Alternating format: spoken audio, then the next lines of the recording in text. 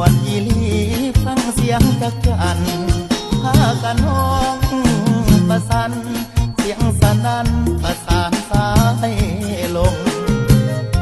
กล่าวอุดมใจอยากได้มากอดเสยสมยามหนาวคิดทอดตาคมแดดที่งามสมสาวลุงทบา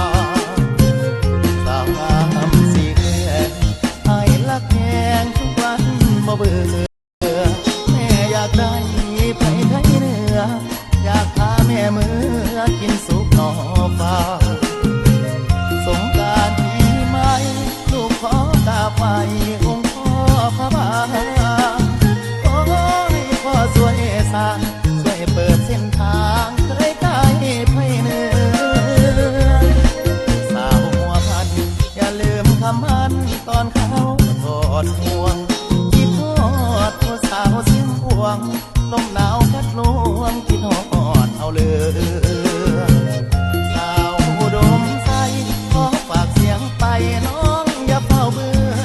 สาวดวงพระบางเมืองเหนือหน้าเอาเนื้อสาวงามสีแคว